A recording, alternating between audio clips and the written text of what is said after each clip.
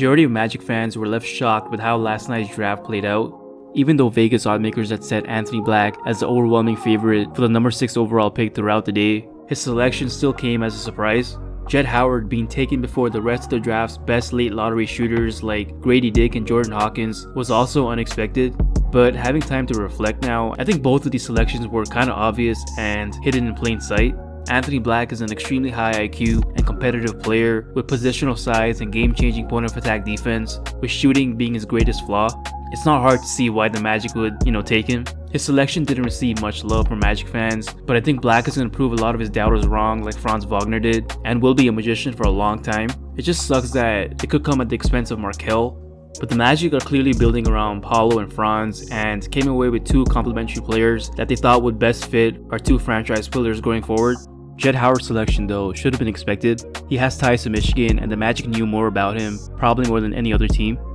They've established a nice relationship and rapport with that program, and it's paid off with Mo Wagner becoming serviceable, and of course, draft picks like Franz and Caleb Houston. I think Jett Howard's upside is higher than perceived. He showed more than enough flashes of creation, both for himself and for his teammates off the dribble as a freshman. The Magic simply couldn't pass up a 6'8 player with his offensive skill set and knockdown shooting. I'm going to release a detailed video on Anthony Black's game and his fit with the Magic soon after watching some more full Arkansas games online, but this video will solely be about Jett Howard. The Orlando Magic desperately needed shooting help, and they got it with a Southern Florida native. But Jett Howard is not just a shooter. I think his upside is much higher than perceived, and I'm going to explain just why in this video and break his game all down. So let's get straight into it. I think Jett Howard was one of the most polarizing prospects outside of the projected top 10 in this year's NBA draft. Some believed in him because of his size as a shooter and that he has good creation skills both for himself and for his teammates, and the fact that he came from a good basketball program and has NBA lineage. Others, however, thought he was one of the worst defenders in college basketball last season and just too slow to ever be impactful as a winning player. I stand with the first group. I believe in Howard's upside and his overall game. I think his ankle injuries impacted his game, particularly his burst off the dribble and his mobility on defense. He wasn't a super quick player before his ankle injuries, but being slowed down didn't help. People forget that he injured both his ankles in a span of 1 month, first injuring his left ankle on January 22nd against Minnesota, and then injuring his right ankle even worse a month later against Michigan State. Howard only shot 37% from the field and averaged just 12 points per game after his first injury, severely bringing down his season averages. Before that, he was averaging 15, 3, and 3 on 45, 40, 78 shooting splits. I think the Magic bought into what he showed prior to his injuries. It's not hard to see his game translating well. He's 6'8 with a strong build, moves well off the ball, has a quick release. A good best case comp for him would be like a 6'8 Desmond Bane, an absolute sniper with some playmaking chops. Another comp is Michael Porter Jr., a tall sharpshooter who loves to come off DHOs and launch. His shot is pure, he has good form and shooting touch, and the sheer quantity of difficult 3-point shots he made as a freshman leads me to believe his outside shot will translate smoothly to the NBA. I'm fairly confident that he'll be one of the best shooters in the league for the next decade plus, but the question is, can he be impactful? Or will he be someone who will be easily schemed off the floor in a playoff setting? I think he'll be able to get by if he buys into defending well in a team concept and learns to use his size and strength more often to his advantage. I think most of his flaws on defense are concentration related. It's a concern of course, but it can be coached out of his game. It's up to him to buy in and learn and watch from film.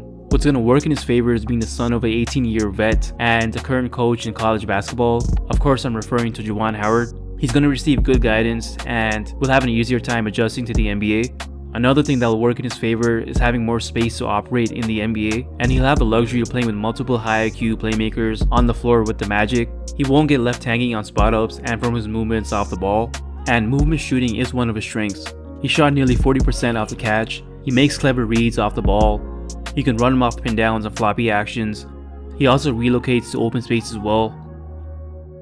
And I like the footwork he showed here in this clip to shake off his defender off the ball to get open. A subtle aspect about his shooting that I like is his ability to adjust his release in order to get off a clean look. Shot variation is a telling sign of a great shooter, and he has that. For some more stats, Jett shot an efficient 38% uncontested threes off the catch and 40% uncontested. Let's move on to Jett's playmaking, which I think is an underrated part of his game, and it's what separated him from other shooters around his draft range in the eyes of Weltman and Hammond. Jett can handle the ball and operate smoothly out of the pick and roll. He does a good job at keeping his dribble alive and is very patient. He's good at attacking from DHOs and making smart reads. Also, he's not a ball stopper and will keep the ball moving, and the ball is going to move beautifully in any lineup featuring Jett. Franz, and either one of Markel or Anthony Black.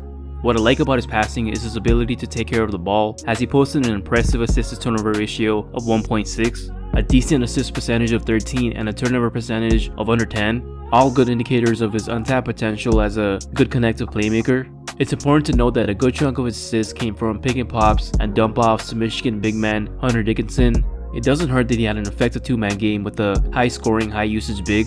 Jett also stood out from other shooters around his draft range because of his scoring upside. He's a tough shot maker and has some flashy moves off the dribble in his bag. For example, hezzies, in and out dribbles, spin moves, and the smooth off the dribble kind of dream shake from the mid-range. Step backs and side step threes, all very fluid and scalable to the pros with its underrated handles. He shot 53% off the dribble on twos and ranked in the 74th percentile as an off-dribble scorer. He can beat his man off the dribble from closeouts and converted at a 61% clip on running shots and bankers. And before his injury, he showed good bursts here in transition. Jett also displayed a decent mid-range game whenever he was chased off the perimeter and even off the dribble, shooting 42% from the mid-range on 72 attempts. Now, on to some of his weaknesses. His lapses on defense stuck out from his game film. He's not a total lost cause, and his problems are due to defensive awareness issues more than effort, like MPJ early on in his career. The Magic would have never drafted Jett Howard if they felt like his defensive issues weren't solvable. Fixable stuff like learning how to fight through screens.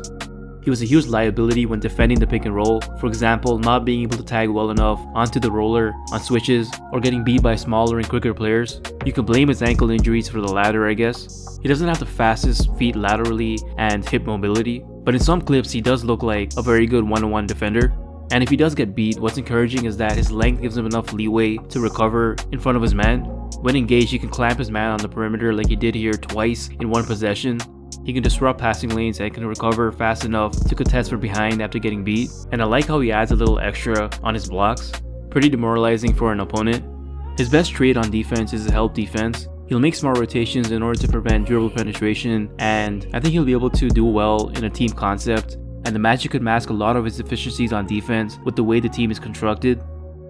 He may not be the most mobile laterally, but if you're putting guys like Wendell, J.I., Franz, Bol, and you know Wellham's going to add freakishly long and smart defenders in the future through the draft probably. But yeah, if he's going to be surrounded by those type of players plus great perimeter defenders, then all he needs to do to get by is just be a smart team defender.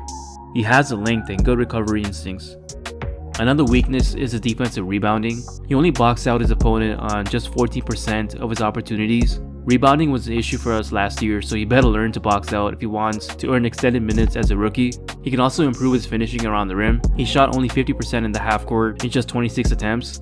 His lack of a vertical pop could be a reason, but he can learn to get by becoming more crafty, and I think he already has good body control. And the last thing about him is his perceived lazy play, and I don't buy into any of that. I recently watched a couple of full Michigan games on YouTube, and Jett looked active and engaged. Like against Michigan State, he was constantly crashing the boards. To round off, with Jett, again, you're buying into his pre-injury form, and the fact that he's a big dude, 6'8", 215, and moves fluidly on the floor. He can shoot the lights out, is a competent playmaker, he'll be a spot-up threat from day one, and offers positional versatility with his size. Plus he has some familiarity with Franz and Caleb, and Mo as well I think. Again, I think his draft selection was really obvious and hidden in plain sight. We should have known all along. I think his ceiling is higher than we think, but it's up to him to work on his defense and finishing around the rim to reach it. So please tell me what you guys thought about the Jett Howard pick. Was he the right choice? Or will we regret not taking Gradey Dick or Jordan Hawkins? Please let me know in the comment section below. And please tell me your thoughts about the Anthony Black selection. I'm going to drop a detailed video about him next. That's the end of the video. Thanks for watching. If this video brought some value to you, then please like it and share it with other Magic fans. And please subscribe if you haven't already. Thanks for watching. It was a good draft day in my opinion. And go Magic.